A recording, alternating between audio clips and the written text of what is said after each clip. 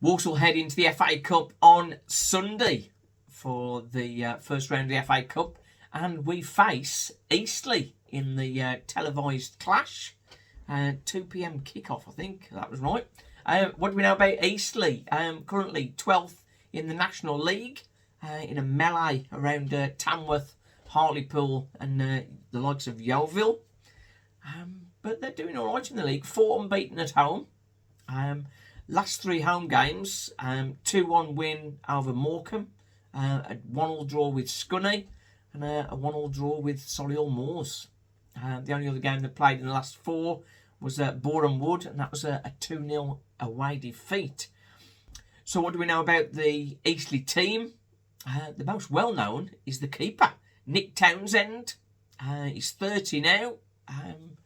Played for Newport, of course, under Mike Flynn, amongst others. 169 games for them, so very experienced keeper. Sort of make him a bit more solid. There's another couple of players I've looked at.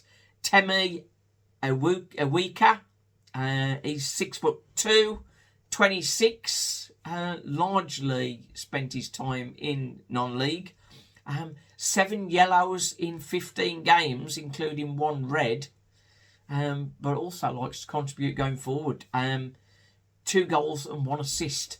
So they're number 6, Awika, I think it is. Another player, Kieran Evans. He wears number 7. Former Cardiff, was on loan at Newport last season. Got 2 in 34 from midfield. But from the highlights I've seen, looks quite a tricky player. So somebody we're going to have to watch out for. Wearing the number 10 is Kieran McGuckin. He's on loan from Rotherham. Young player, just 21. But I think what we have to watch out for most of all is the free kicks. Luke Skinner, 17-year-old on loan from Bristol City, likes to have a go at free kicks.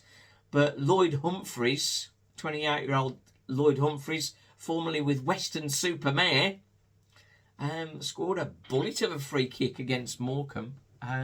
Absolutely sensational goal. Right then, so on to Walsall. Only scored 2 goals in the last 4 games. None in the last 2.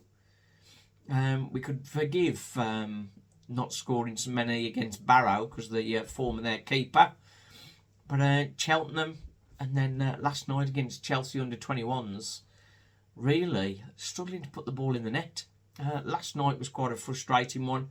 It seemed Albert Adoma was more interested in trying to set up other players rather than gain us in front. He had a couple of chances where he should have shot and he sort of passed it off.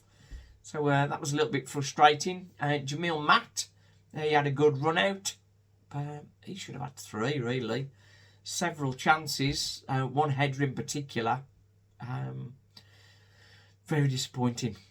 For me, Walsall needs to get back to what was working well, and getting Lakin in from the start and bringing Courtney Clark off the bench, which against National League team, you would think maybe with the occasion and fitness, they might be struggling a little bit late on in the game, but that might come to ruin me saying that. But yeah, I'd rather see Jellison Lakin in the midfield, nice and tigerish, keeping the pressure on, and then bringing the likes of Clark on sort of last 30 minutes to really sort of rip them apart with his pace and directness. So for me, I think Comley should definitely come in as CDM. I think Lewis Warrington had the knock, didn't he, on Saturday? So he might not be available anyway. Finnegan we know can slip in there, but I think he'll be on the bench. Back 3, Harrison Burke. He kept saying he was going to be ready. He didn't feature last night at all. So has he got a bigger issue because we haven't seen him? Or is he going to jump back into the FA-Cup fold?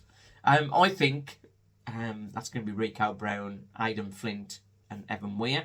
And on the left, Vinny did all right last night. Connor Barrett on the right. Alkiki on the bench, I would say. and then Elvis and Carnu up front with Adoma and Priest also on the bench. But striker options is something that is becoming a bit of a frustration for us. I can't really understand it. Brett Asamalonga, he was an out-contract player, but he's just signed for Barnet. The 32-year-old would have been a good addition for us. Kmar Roof, we know he's had his fitness issues, but again, he's been training with Walsall. But is there a deal to be done there? Or is somebody else going to take him away from us? I'm still struggling to understand why we let Levi and Flash go with not having any other strikers in. So I would guess that we thought we'd got more players in, and then it just didn't happen. Johnny Stuttle getting injured did scupper us a little bit if we'd got Stuttle in and Carnu, because Carnu was already in the mix before Stuttle's injury. But with all the contacts Matt Sadler has got, surely there's a young striker that we could have picked up from locals, West Brom or something, or even the Wolves, or Villa, or another Blues striker. But yeah, we knew it was going to bite us not having enough strikers, and it's starting to hurt now. Elvis and Carnu doing well, but we do need better options off the bench if we're going to maintain a promotion push. What that will be helped by is if Walsall can progress in the F.A.Cup. I think it's something like 45 grand prize money if we progress. So that'll be nice for the back pocket, ready to get a striker in January. Maybe we'll need a bit more than that, but then we'll see where we go. Right then, so me and Stephen are watching it on the telly. There are some of our boys going there. The fan chant that would have been on Sunday night, we've moved to Monday night, so that's going to be on Monday night.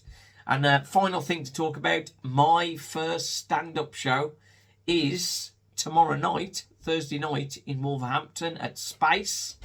So be good to have as many as you as possible coming along for that, to cheer me on and laugh at me or laugh with me. I don't know.